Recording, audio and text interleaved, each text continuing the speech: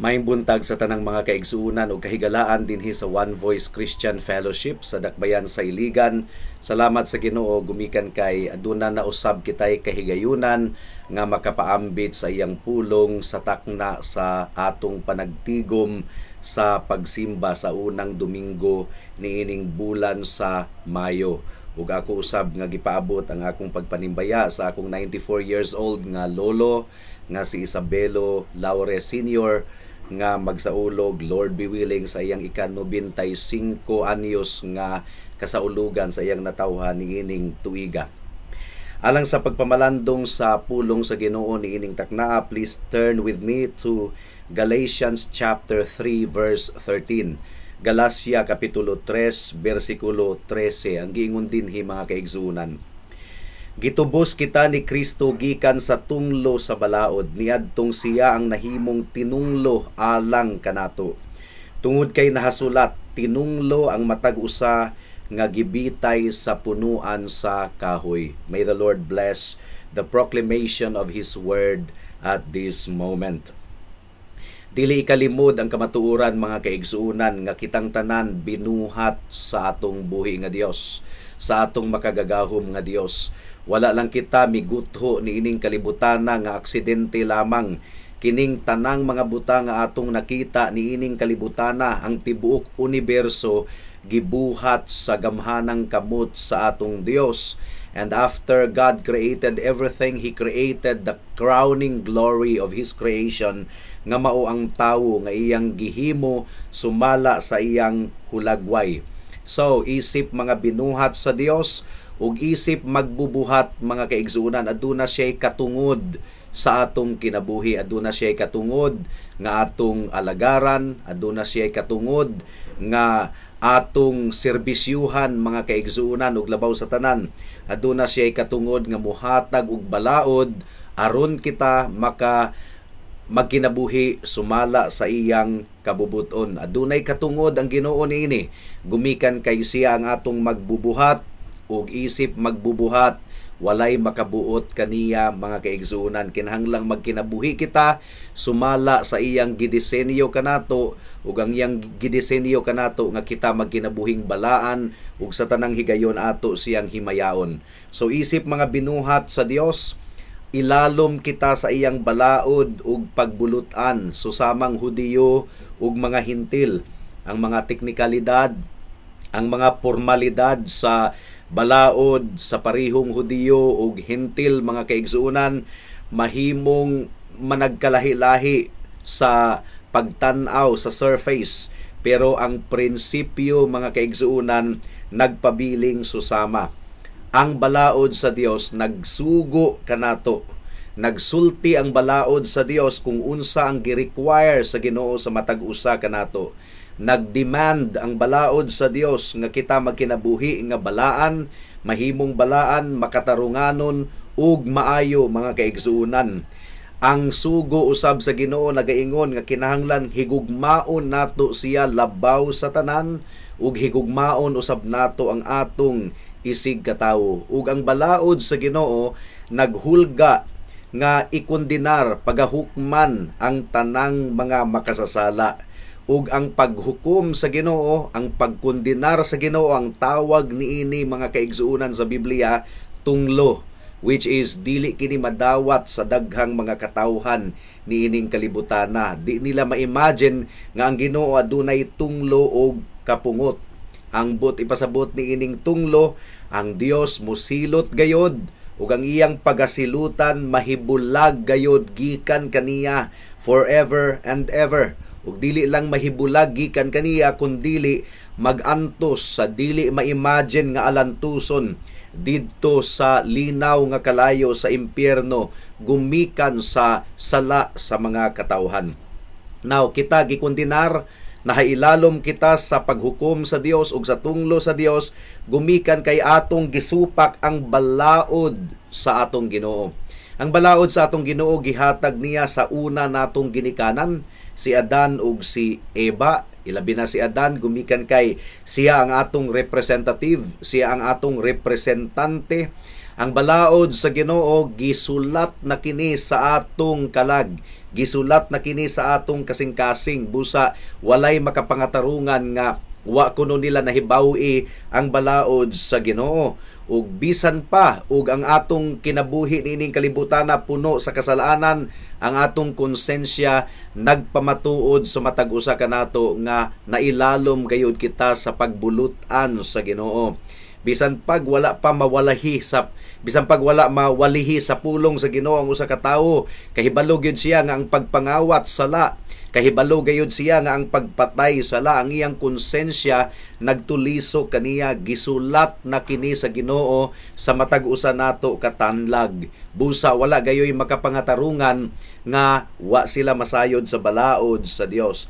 Ug kun ang atong konsensya mutuliso kanato, kini tungod kay nakahibalo kita nga aduna gayoy balaod sa Dios nga moral nga atong gisupak, og nagtuo kita nga guilty kita gumikan sa pagsupak niini nga balaod. Roma kapitulo 2 bersikulo 14 hangtod sa 15. Ang giingon dinhi mga kaigsuonan, ang mga dili Hudiyo wala mailalom sa balaod, apan kun sa kinaugalingon nilang paningkamot magbuhat sila sa gisugo sa balaod, kana nahimong balaod alang kanila bisan tuod wala sila mailalom sa balaod. Ang buti pasabot niini, wala sila kahibalo mahitungod sa 10 commandments, mahitungod sa moral nga balaod sa Ginoo. But why is it nga instinct bisan pa sa mga hintil, bisan pa sa mga wala maabti sa sibilisasyon, why is it that it's instinct for all people in the world nga nasayod nga ang pagpangabit sala, nga ang pagsupak-supak sa ginikanan sala? Sumpay pa niini mga kaigsunan, ang ilang binuhatan nagpakita nga ang gisugo sa balaod nasulat diha sa ilang kasing-kasing. So gisulat na kini sa Ginoo sa matag usa ka kasing-kasing. Ang ilang mga konsensya nagpakita usab nga kini tinuod, sanglit ang ilang mga hunahuna usahay, naglaban kanila ug usahay nagsupak kanila. Now ang mga Hudiyo mga kaigsunan adunay balaod nga pinasahi, gumikan kay ang moral nga balaod sa Ginoo gi-mix, gisagulan sa ceremonial law, katong magpadugo sila, katong magsunog sila og mga insenso, ilang mga dietary rules, mga bawal nga pagkaon mga kaigsuonan, nasagol ang moral nga balaod nga nasayran sa mga Gentiles by nature, gisulat na kini sa Ginoo sa atong kasing-kasing, pero gisagulan kini og ceremonial law ug civil law. Gumikan kay mga ilustrasyon gayud kadto kung unsaon pagpasaylo sa Ginoo ang mga makasasala, nga sa daang tugon dili gayud mapasaylo ang mga tawo kung walay pagpaagas sa dugo. Mao gani nga daghan kayong mga hayop nga gipang-ihaw o gipaagas ang dugo, giwisik-wisik sa altar, gumikan kay kadto mga ilustrasyon sa dugo sa Mesiyas nga umaabot, ang anak sa Dios, ang bugtong manluluwas nga magpaula sa iyang dugo dito sa cross sa Kalbaryo alang sa tanang mga katawhan. So mo'y hinungdan mga kaigsuunan nga ang balaod sa Hudiyo gisagulan og ceremonial aspect, isip ilustrasyon sa buluhaton sa Mesiyas nga si Hesukristo ang anak sa Dios nga umaabot. Apan ang balaang kasulatan nagakonclude gayod nga ang susamang Hudiyo ug mga Hintil nahailalom sa tunglo sa Dios, gumikan kay ang tanan nakasala, nahailalom sa gahom sa sala ug nahailalom sa paghukom gumikan sa sala. Ang balaod sa Dios mao ang nagapronounce og tunglo sa matag usa kanato gumikan kay kitang tanan nakasala. Ang giingon sa Roma 3:23, nakasala ang tanan ug wala nakakab-ot sa himaya sa Dios. The curse which the law pronounces, ang tunglo nga gilitok sa balaod, makatarunganon, dili kini hugaw, dili kini hiwi mga kaigsuunan. Ug tungod kay makatarunganon ang tunglo nga pronounce sa balaod, gilitok sa balaod, kinahanglan gayud kining ipahamtang ngari kanato, ug kun ipahamtang kini ngari kanato, kita mahimong alaot hangtod sa kahangturan. So, adunay duha ka bahin ang atong pamalandong niining taknaa mga kaigsuunan. Una, man's problem and God's solution. Ang problema sa tawo ug ang solusyon sa Dios. Ikaduha, the believer's actual redemption from the curse of the law. Ang aktual nga katubusan sa tanang mga magtutuo gikan sa tunglo nga gilitok sa balaod ug hinaot nga tabangan kita sa balaang espiritu sa atong pagpadayon niini nga pamalandong. Magampo una kita atong pangayoon ang tabang sa Dios. O dear Heavenly Father, salamat kaayo sa kahigayunan nga imong gihatag sa matag usa ka namo nga among mapamalandungan ang imong pulo nga masahait pa sa espada nga duha ang sulab. Among gipangayo nga magbunga kini sa kalag, sa kasing-kasing ug hunahuna sa mga katawhan, mudangat kini sa tinuod nga pagkaila kanimo, tinuod nga kaluwasan ug malig-on ang mga anaa na kang Kristo. And this we pray in Jesus' name. Amen. Mudangat na kita sa unang punto, ang problema sa tawo ug ang solusyon sa Dios. Unsa man ang problema sa tawo, mga kaigsuunan? Ang problema mao nga kitang tanan nakasala. Ang balaod naglitok og paghukom og tunglo batok kanato, mga kaigsuunan. Ug ang tunglo og paghukom nga gilitok sa balaod makatarunganon, ug kun ipahamtang sa Dios ang tunglo ngari kanato, maalaot gayud kita hangtod sa kahangturan. Mao na ang problema, mga kaigsuunan, nga gipugos gayud og limod sa mga katawhan, ila kining gikalimtan, dili kini nila gustong pagahisgutan. Pero mao kini ang kamatuoran. Tinunglo kita gumikan sa pagsupak nato sa balaod sa Dios. So ang pangutana mao kini, unsaon man nato pag-ikiyas, unsaon man nato paghiling kawas gikan sa walay katapusan nga silot sa Dios. Well, ang atong teksto ning takna sa kabuntagon naghatag kanato sa tubag, mga kaigsuunan, or ning takna sa kahaponon rather. Ang atong teksto naghatag kanato sa tubag. Ang giingon diri sa atong teksto, gitubos kita ni Kristo gikan sa tunglo sa balaod. Niadtong siyang nahimong tinunglo alang kanato. Tungod kay nahasulat, tinunglo ang matag usa nga gibitay sa punuan sa kahoy. So, gitubos kita ni Kristo. Mao kana ang solusyon nga gihatag sa Dios sa problema nato nga dili nato masulbad. Gitubos kita ni Kristo. Ang bot pasabot ni ining gitubos, giluwas kita niya sa balaan ug insakto nga pamaagi. Giluwas kita niya sa matarong nga pamaagi. Sa unsang paagi? Siya ang mibayad sa kantidad sa atong pagtubos. Siya ang mitagbo sa gikinahanglan aron kita makabaton og kagawasan, mga kaigsuunan. Sa atong kaso, ang tunglo sa Dios kinahanglan gayod nga ipahamtang. Ang silot kinahanglan gayod nga mabayran. Pero ang problema, dili kita makabayad niini. We could never pay it ourselves. Pero ang maayong balita, mga kaigsuunan, ang matarong nga Dios nga naghatag sa balaod, siya ang matarong nga gobernador ug hari sa tibuok kalibutan, willing siya nga dawaton ang sakripisyo sa usa ka substitute. Willing siya nga itugot nga adunay tawo nga mubarog isip kapuli sa mga makasasala nga susama kanato. Pero mao kini ang requirement. Ang mubarog nga kapuli kinahanglan gamhanan, kinahanglan adunay katakos nga antuso niya ang tanang tunglo nga ipahamtang sa Dios. Kinahanglan nga sa pagbubo sa Dios sa iyang tunglo, ngadto kaniya isip kapuli, isip musalo alang sa mga katawhan. Kinahanglan aduna siya takos og gahom nga mupas-an niining tanan. Can you imagine ang tunglo sa Dios ipahamtang ngadto kaniya ni anang tawhana, mga kaigsunan, that man must be extraordinary. Maugyod ka na ang kinahanglan nga qualification. Kinahanglan extraordinary siya nga tawo aron mapasa niya, maantos niya ang tanang tunglo ug kapungot sa Dios, mga kaigsunan. So dili lang siya ordinaryo nga tawo. Yes, tawo siya nga tinuod, pero kinahanglan labaw pa siya sa ordinaryo nga tawo aron iyang maantos ang tanang ipahamtang sa Dios nga tunglo ug kapungot batok sa kasalanan sa mga katawhan.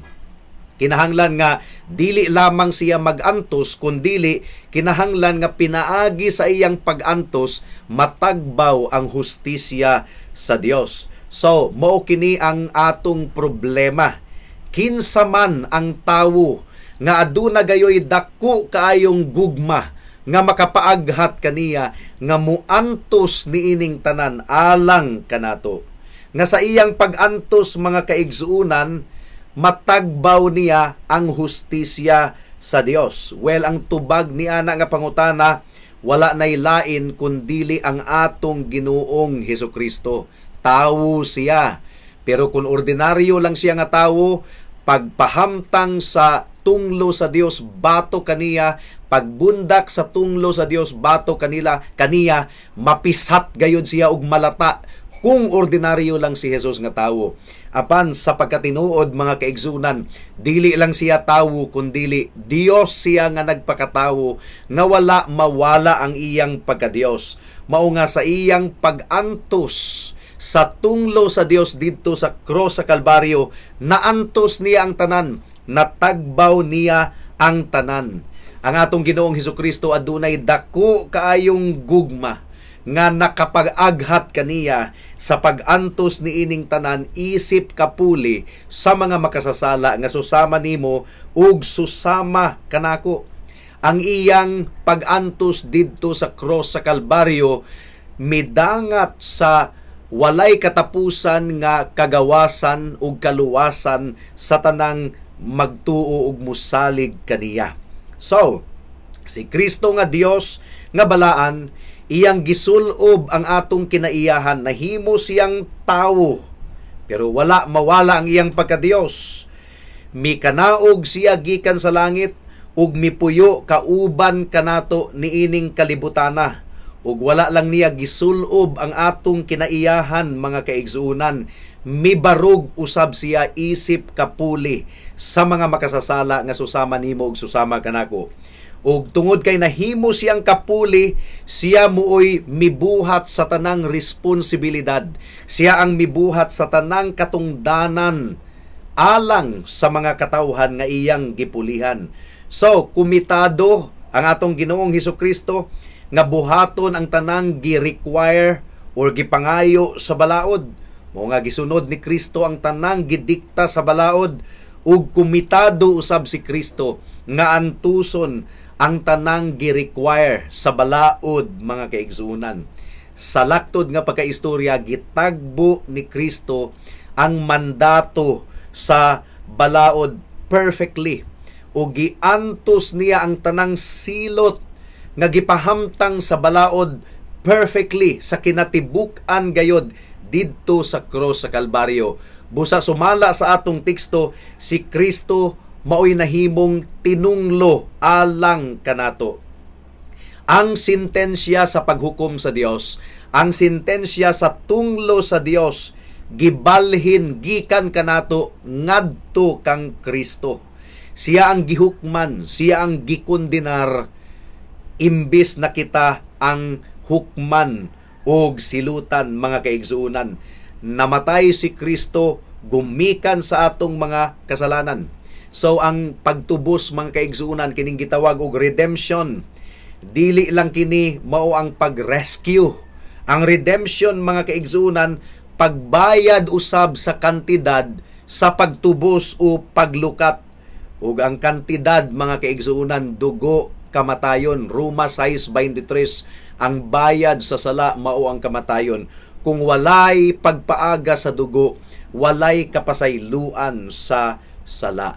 So, kung atong Pamalandungan gayud kini mga kaigsunan kung nagsalig kita sa atong Ginoong Hesukristo. Dili na kita tinunglo. Gumikan kay si Kristo ang nahimong tinunglo alang kanato. So wala na itunglo pa nga nagpabilin kanato.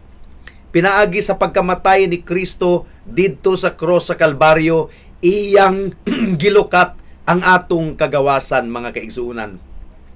Ang dugo ni Kristo mao ang kantidad sa paglukat. Mianhi si Kristo aron ihatag niya ang iyang kinabuhi isip paglukat sa daghang mga katawhan ug iya gayod nga aktual nga gihatag kini mga kaigsunan. Ang sumpay pa sa atong teksto sa Galatians chapter 3 verse 13 ang giingon dinhi, tungod kay nahasulat, tinunglo ang matag usa nga gibitay sa punuan sa kahoy. Well, si Kristo gibitay sa kahoy. Gibitay siya didto sa cross sa Kalbaryo mga kaigsunan. So giproklamar sa atong Ginoong Hesukristo publicly nga siya ang nahibong tinunglo alang kanato sa kaugalingong lawas sa atong Ginoong Hesukristo. Siya ang bulahan nga Dios, siya ang tinuod nga Dios, siya ang tinubdan sa tanang panalangin nga na-enjoy sa tanang kabuhatan, pero si Kristo nahimong tinunglo. Nahimong tinunglo aron mahimong atong manunubos. Ug iyang gisulob ang atong pagkatawo, ang atong kinaiyahan.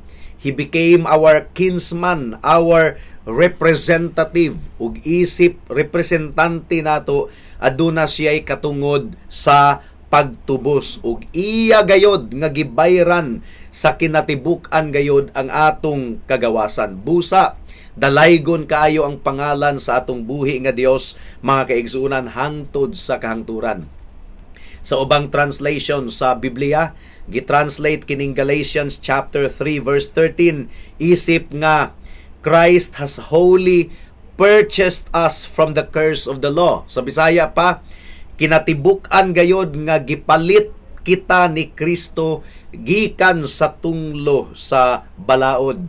Kung atong tun-an ang konteksto sa Book of Galatians, nag-imagine ang mga taga-Galacia nga katong pagpalit ni Kristo, katong paglukat ni Kristo, pinaagi sa iyang kamatayon dito sa cross sa Kalbaryo, dili kompleto, murag half lang, katunga lang nga paglukat, mao nga andam sila nga naminaw sa mga mini nga magwawali, nga nag-ingon nga kinahanglan magpatuli sila, kinahanglan nga musunod sila sa seremonya sa mga Hudiyo aron sila maluwas. So, nadagit sila mga kaigsuunan. Pero ang giingon ni Pablo, no, dili ka na tinuod. Ang katong pag-antos ni Kristo didto sa cross sa Kalbaryo, tibuok gayod nga bayad ang iyang gibayad ni adto. You have been wholly purchased from the curse because of the death of Jesus Christ and His righteousness. Mao nga, atong dayigon ang gugma sa atong manluluwas. Dako gayod kaayo ang iyang gugma to the point nga andam siya nga mikanaog, nagpaubos sa iyang kaugalingon, magantos pag-ayo didto sa cross aron matubos ang mga makasasala nga susama kanato. Dako usab kaayo ang gugma sa Dios Amahan nga iyang gipadala ang iyang bugtong anak, wala niya gihikaw mga kaigsuunan for the purpose of redeeming sinners like us. Dako gayud kaayo ang gugma sa Amahan nga andam siya nga gidawat ang sakripisyo sa iyang anak isip kapuli sa mga makasasala nga susama nimo ug susama kanako. Gitugutan sa Dios Amahan nga ang substitute mao ang mag-antos alang sa atong katubusan. Dako gayud kaayo ang gugma sa atong buhi nga Dios. Mao nga ato siyang daygon, gumikan sa iyang gugma nga dili masukod mga kaigsuunan, sa iyang gugma nga dili gayud matupngan, sa iyang grasya nga kahibulungan gayud kaayo. Mao kadto ang unang punto sa atong pamalandong niining taknaa, ang problema sa tawo ug ang solusyon sa Dios. Ikaduhang punto, the believer's actual redemption from the curse of the law. Ang aktual nga katubusan sa mga magtutuo gikan sa tunglo sa balaod. Dili kini teorya ang tanan mga kaigsunan, kaning teorya nga taman ra kita sa paghisgot-hisgot sa atong baba, taman ra sa pag-uyon sa atong hunahuna. No. Kung ikaw magtutuo sa atong Ginoong Hesukristo, actual gayud ikaw nga natubos. Busa dili na kinahanglan nga mahadlok pa ikaw mga kaigsunan. Aktual bagayod ikaw nga natubos gikan sa tunglo sa balaod. Si Kristo bagayod ang nahimong tinunglo alang kanimo ug alang kanako. Mao kini ang mga pangutana nga kinahanglan gayod nga atong tubagon finally unsa may giingon sa balaang kasulatan. Ug kinahanglan ang balaang kasulatan mao ang atong giya. Mianhi si Kristo alang sa pagluwas sa mga makasasala. Ang pangutana, makasasala ba ikaw? Kung makasasala ikaw, gimisyunan ka ni Kristo nga pagaluwason. Palpak ba si Kristo sa iyang misyon? Ang pangutana niini, ang kunon ba nimo nga ikaw makasasala? Gumikan basin og gatuo ka nga buutan kayo ka. Basin og gatuo ka nga mahimo nimong luwason ang imong kaugalingon kay buutan man pud ka. Pero kung imong giangkon nga ikaw makasasala, nahiilalom ka sa tunglo sa Dios ug wala kay katakos nga mutangtang niya nga tunglo, qualified ikaw alang sa buluhaton ni Kristo sa pagtubos. So ang question, are you a sinner? Am I a sinner? Nabati bagayod nimo nga ikaw makasasala, habitually nga nagpakasala sa matag adlaw? Nagpaubos bagayod ikaw? Mi surrender na bagayod ikaw sa kamatuoran nga makasasala gayod ko? Dili gayod ako makaluwas sa akong kaugalingon? Ug aduna ba ikaw tinguha nga maluwas gayod gikan sa gahom ug silot sa imong sala? Kung aduna ikay tinguha, higala, mao kini ang good news. For God so loved the world that He gave His only begotten Son, that whoever believes in Him shall not perish but have eternal life. Kay gihigugma sa Dios ang kalibutan sa pagkaagi nga iyang gihatag ang iyang bugtong nga anak, nga si bisan kinsa ang mutuo kaniya dili gayod malaglag kundili makabaton og kinabuhing walay katapusan. Ang pangutana, mituo ka ba kang Kristo?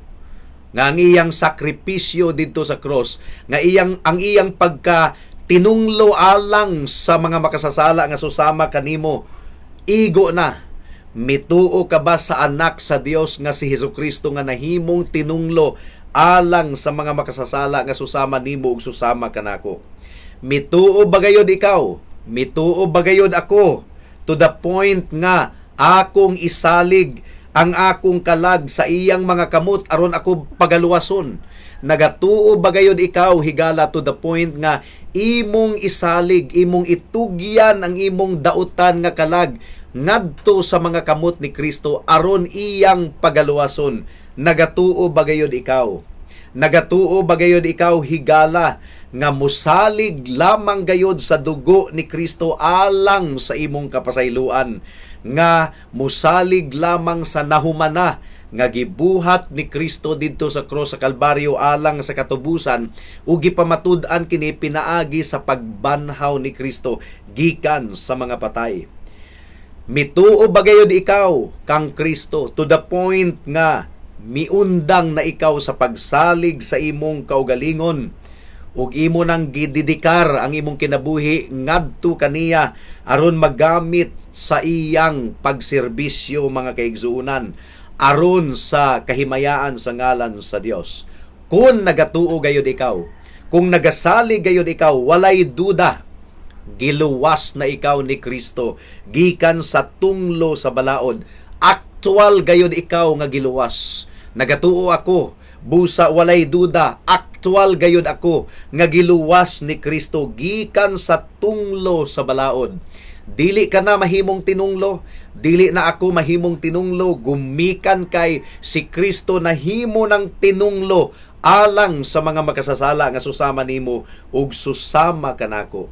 Gitagbaw na ni Kristo ang dikta sa balaod, ang hustisya sa balaod mga kaigsunan, gitagbaw na ni Kristo pinaagi sa iyang pagsunod hingpit nga pagsunod sa sugo sa Dios nga misangpot sa iyang kamatayon didto sa krus sa Kalbaryo, isip manunubos. So, sa korte sa Ginoo, isip maghuhukom, acquitted na ang tanang mga magtotoo. Gipronounce na isip matarong, gumikan kay ang pagkamatarong ni Kristo gisulob na ngadto kanila. Now, hunahuna kini mga kaigsunan. Ni adtong gibautismo, gibunyagan si Kristo, gibautismuhan siya ni Juan Bautista.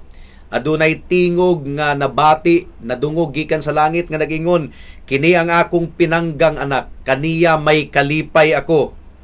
Pero ni adtong gilansang si Kristo dito sa krus sa Kalbaryo, siya nahimong tinunglo alang kanato mga kaigsunan. Wala na gayud nadungog ang tingog nga nagaingon, kini ang akong pinanggang anak, kaniya may kalipay ako. Ang nadungog mao ang singgit ni Kristo, Dios ko, nganong gibiyaan mo ako? Gumikan kay gibiyaan gayud si Kristo sa iyang amahan kay nahimo siyang tinunglo. Siya ang gibundakan sa tanang tunglo ug kapungot mga kaigsuunan. Wala miingon si Pablo nga si Kristo nahimong tinunglo alang sa iyang kaugalingon. No. Nahimong tinunglo si Kristo alang kanato. Wala nahimong tinunglo si Kristo alang sa iyang kaugalingon. Gumikan kay personally, inosente si Kristo, wala siya sala. Wala siya gibuhat nga tako siya nga pagapatyon og mahimong kauban sa mga kriminal nga gilansang didto sa krus sa Kalbaryo. Ang rason nganong giantos ni Kristo ang tanan was that gilansang siya isip kapuli. Imbis nga ikaw ug ako ang pagasilutan, si Kristo ang midawat sa tanang silot tunglo ug kapungot didto sa krus sa Kalbaryo. Ang atong sala nahimong sala ni Kristo aron dili kita masilutan. Siya ang mibarog mga kaigsunan. Mao kini ang ebanghelyo. Ang bot pasabot nining ebanghelyo, good news. Mao kini ang good news. Katubusan, pagtubos kanato pinaagi sa dugo ni Hesukristo. Mao kini ang maayong balita, malipayong balita, kaluwasan gikan sa tunglo ug kondemnasyon pinaagi sa pagtuo, simple nga pagtuo ug pagsalig sa atong Ginoong Hesukristo. Ang giingon sa Buhat kapitulo 13 bersikulo 39, mao kini ang giingon, ug pinaagi kaniya ang tanang magtutuo na himong gawasnon na sa tanang butang. Ang but pasabot na himong gawasnon na nga mga lagad sa Ginoo. Kung si Kristo mao ang naglukat kanato, pinaagi sa iyang pagkatinunglo alang kanato, dili na kita kinahanglan nga mahadlok pa nga basin og mahimo kitang tinunglo. No, kinahanglan nga dili kita mahadlok mga kaigsuunan, kundili atong barugan ang gisaad sa Roma kapitulo 8 bersikulo 1 nga nagaingon, dili na hinukman sa silot sa sala ang tanang nahiusa kang Kristo Jesus. There is therefore now no condemnation to those who are in Christ Jesus. Dili nato kaminusan mga higala ang gibuhat ni Kristo. Ang mahimayaon nga gibuhat ni Kristo didto sa krus sa Kalbaryo. Dili nato kaminusan ang mensahe sa ebanghelyo nga adunay mibarog isip tinunglo alang sa mga makasasala nga susama nimo ug susama kanako. Kinahanglan nga ato kining dawaton. Kinahanglan nga ato kining seryoso gayud kaayo nga barugan. Dili nato kaminusan kini higala. Kinahanglan tuuhan nato kini nga adunay pagsalig. O kinahanglan nga dili kita magpadayon sa pagpakasala. Gumikan kay ang pagtuo sa kamatayon sa atong Ginoong Hesukristo mao ang pagtuo nga nagdangat sa pagpatay sa atong sala, nga dili na kita nahailalom sa pagkaulipon sa sala. Walay tinuod nga magtutuo sa atong Ginoong Hesukristo. Mituo nga si Kristo nahimong tinunglo alang kanato aron pagatubuson kita gikan sa tunglo sa balaod, and yet after kita nahimong magtutuo, magpadayon kita sa pagkinabuhi diha sa sala. No, that is impossible. Ang salvation nga gihatag sa atong Ginoo, kaluwasan gikan sa sala, gikan sa pagkaulipon sa sala. Ang kaluwasan mo'y mag-aghat kanato nga magkinabuhi diha sa gugma ug diha sa pagkabalaan. Dili tinuod nga pagtuo sa pagpanglihok sa Dios nga pagkahuman niini nagpadayon sa pagpakasala. Faith without action is dead. If you love me, keep my commandment. Ang tinuod nga pagtuo nakabaton kini og kagawasan gikan sa sala pinaagi sa dugo ug pagkamatarong sa atong Ginoong Hesukristo. Kung si Kristo maong nag-antos sa tanan alang kanato, kinahanglan nga andam usab kita nga moantos alang kaniya. Mao nga ang adlawng Domingo, adlaw sa pagsimba, adlaw nga igpapahulay, dili nato kini isipon nga kabug-aton mga kaigsuunan. Kinahanglan gayud nga andam kitang musakripisyo alang sa Ginoo, gumikan kay misakripisyo siya alang kanato. Kining mo anhig yun kita sa simbahan aron sa pagdayeg ug pagsimba sa Ginoo, taliwala sa kalisod, taliwala sa mga hagit sa kinabuhi, atong antuson ang tanan alang sa atong Ginoong Hesukristo. Wala ra kana kakumingking sa pag-antos sa gibuhat ni Kristo alang sa mga makasasala nga susama nimo ug susama kanako. Kinahanglan nga andam usab kita nga mudawat sa tanang pagbugal-bugal sa mga katawhan. Kinahanglan nga dili nato kini bali-balihon, gumikan kayo si Kristo, gilud-an, gibugal-bugalan, gihampak tungod og alang sa mga makasasala nga susama nimo ug susama kanako. Hinaot nga ang Ginoo, ang balaang espiritu mo'y maghatag kanato og grasya nga ikinabuhi kining tanan. Gihatag ni Kristo ang tanan alang kanato aron kita lukaton gikan sa atong sala, aron kita himuong balaan alang sa iyang kaugalingon, aron kita mahimong iyang pinasahi nga katawhan nga madasigon sa tanang maayong butang. Busa mga higala, kung aduna ikay sinsiro nga pagtuo sa atong Ginoong Hesukristo, wala na ikaw nahailalom sa tunglo sa balaod. Pero kung imong gikaminusan ang gibuhat ni Kristo dito sa cross, ug wa gayud nimo saligi nga katong tanan alang sa imong kaluwasan o kagawasan, ang Biblia nagaingon nahailalom paghihapon ikaw sa balaod. Wala kay ebidensya, wala kay pruweba nga si Kristo namatay alang kanimo. Ug kung si Kristo dili nimo manunubos, kinahanglan gayod nga maalaot ikaw hangtod sa kahangturan. Kung si Kristo wala nahimong tinunglo alang kanimo, ikaw ang mahimong tinunglo ngadto sa eternidad mga kaigsuunan. Ug walay makaluwas kanimo gikan sa tunglo sa balaod kundili si Kristo lamang.